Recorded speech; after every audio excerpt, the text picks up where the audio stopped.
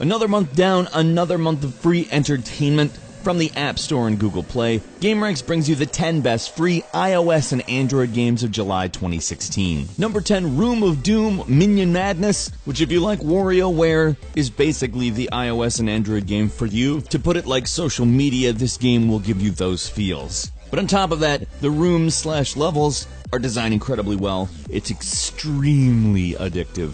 This is the kind of game that you look for times to play because it's really enjoyable. On top of that, the game was very clearly designed with a lot of love because it is polished as all hell. On top of that, the progression of this game is very good, so it's easy to get into, but actually requires you to develop skills in the game to get further in it. Number 9, Blue Angels Aerobatic Sim, an airplane aerobatics simulator licensed by the US Navy. For fans of flashy flight, this is most certainly the app you've been waiting for. And if you're familiar with the Blue Angels from the US Navy, their official maneuvers are included in the game. Now this is a little bit more in-depth than you're probably used to from a mobile game. The only minor complaint I might have is that a lot of fans of flight simulators don't like to be directed a whole lot. They like a more open-ended approach, and this is more directed at stunts. But if that's not a problem for you, you're probably going to enjoy this game. Number 8, MU Origin, which is the latest 3D MMORPG that attempts to simplify the experience of an MMORPG without making it dumb. And for the most part, I have to say it definitely succeeds. It also gives you a full open world to PvP in. Now, I'm not going to say this is the best MMORPG I've ever played in my life, but it really does a good job, and oftentimes you're kind of looking for a new experience. And MU Origin systems, as well as its auto mode for when you want to do something at the same time, make it a definite worthwhile try. I'm going to give this game more time in the future because I did enjoy it quite a bit. Number 7, Suicide Squad Special Ops, which is perhaps one of the better first-person shooters I've played on mobile. It plays just a little bit like Call of Duty Zombies, which if you don't know is a super fun mode in Call of Duty. It's basically a wave-based shooter and takes a smart approach to the graphics,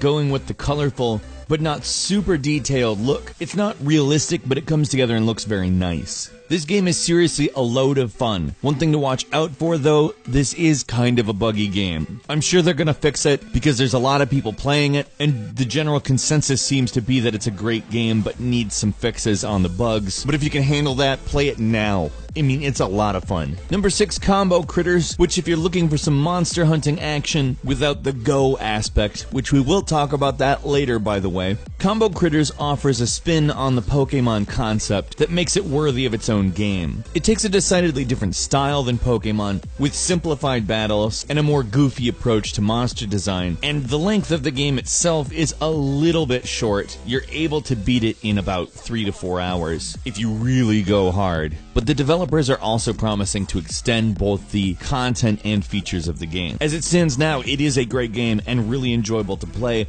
and knowing that it will expand means that I'm going to want to come back to it. Number 5, Arcane Quest 3 is the third in a series of Hero Quest-inspired board game adaptations that truthfully is starting to finally not feel like a board game adaptation. It really feels like its own series. It's a turn-based dungeon crawler with a dice system for battling enemies. It also does a great job in the graphics department, meaning it made the jump from the previous game's mostly 2D graphics to entirely 3D graphics, and it really looks good. The great thing about this game is that it is an advanced take on this genre, but unlike a lot of the other advanced takes that you'll find on mobile, they managed to make this game easy to pick up. And I feel like that can only come from experience, and the Arcane Quest developers certainly have that. After 3 games of innovating and refining, Arcane Quest 3, definitely worth your time. Number 4, Rerunners Race for the World, which, I'm just going to get this out of the way, title's a little bit deceptive. It's much more than a racing game. Oh sure, the multiplayer races are a ton of fun,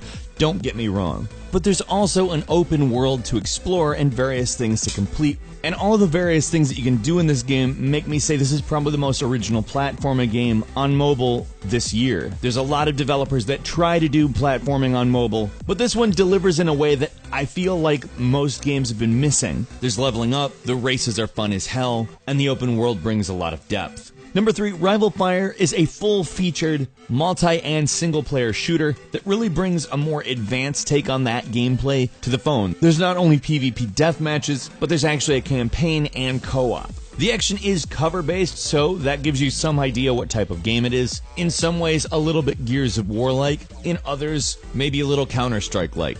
You can imagine somewhere between those two that leans a little bit closer to Gears of War, with a completely different theme, obviously. Then you pretty much have Rival Fire. Number 2, CSR Racing 2 is easily the most realistic racing game on mobile, period. There's no competition. It's a drag racing experience where players race custom-built supercars and participate in global crew events either alone or with friends. This game is visually stunning and has controls that are tight and innovative without getting over-the-top different. As I said, there isn't another racing game on mobile that looks this good. And when it has the gameplay to back it up, I mean seriously, how can you go wrong? If you want drag racing, you want CSR Racing 2. Number 1, Pokemon Go. What could I say about Pokemon Go that you haven't already heard? If you are living under a rock, it's essentially walking around finding Pokemon, quote-unquote, in the real world through an alternate reality type situation, catching them, and doing Pokemon stuff. And it is evolving. They just added a new tracker system, which is great, because the original wasn't so great. And it's probably going to continue to evolve, much like the Pocket Monsters that you catch.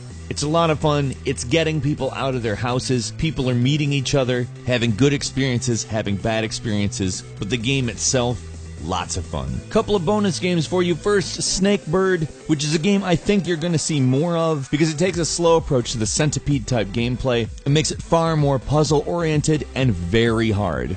And Legend of Hieropolis, which is somewhere between a social RPG and a town building sim that's very addictive and fun. It could have a slightly better interface, but that shouldn't discourage you from trying it. It is actually a ton of fun. What were your favorite free mobile games over the past month? Let's meet in the comments and talk about that. If you enjoyed this video, please click the like button. And if you're not subscribed, now's a great time to do so. As always, we thank you very much for watching this video. I'm Falcon. You can follow me on Twitter @FalconTheHero. And we'll see you next time, right here on GameRanks.